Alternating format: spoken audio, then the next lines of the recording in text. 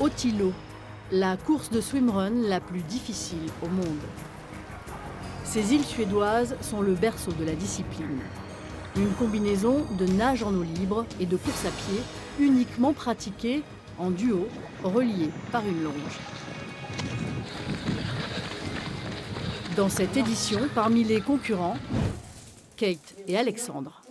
Le couple vit à Nice avec leurs 2 enfants, une vie rythmée par le sport dès 6h30 du matin. Et toi, tu ne fais pas à Monaco alors? Il n'y a pas la compète à Monaco? Non. Nous, on a toujours fait du sport, on s'est rencontrés dans le sport. Donc, et puis, né dedans parce que Kate a couru jusqu'à 9 mois de grossesse. Ouais. 2 jours avant qu'elle accouche, elle était dans le Montbourg en train de gambader. Ça, c'était avec Ashton. Ambre, j'ai raté un peu plus tôt, mais c'est avec Ashton, j'ai vraiment couru jusqu'au bout. Ouais. On fait du sport, on pratique du sport tous les jours. Allez, go. Alors, tous les jours, il faut être très organisé. Là, je vais au Piole. Ouais. Après, je vais au cabinet. Oui, je sais. Et après, on se retrouve pour nager. À 13 ans, Ambre a déjà le virus. Je crois qu'aujourd'hui, c'est le sac de piscine le plus long. Elle suit une scolarité en sport-études, section natation. Le premier entraînement est à 8h du matin. Alexandre a été champion de France de water-polo avant de se lancer dans la course et le triathlon. L'Olympique Nice Natation, c'est un peu sa seconde maison. Ce sportif est ostéopathe. Difficile de concilier la vie de famille, le sport et la vie professionnelle, mais pas impossible.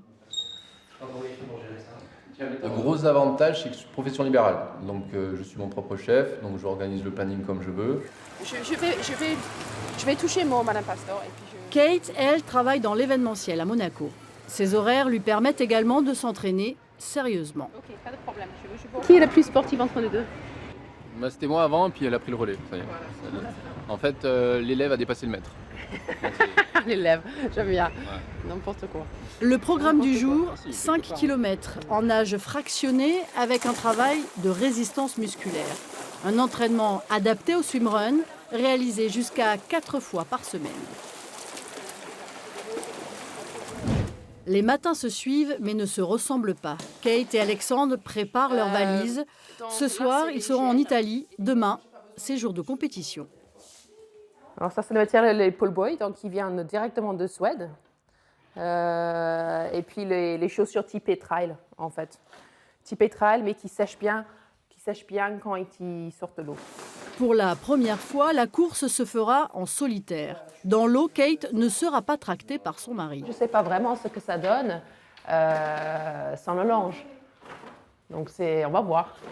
Il me chamaille déjà un petit peu tous les soirs. Combien je vais te mettre?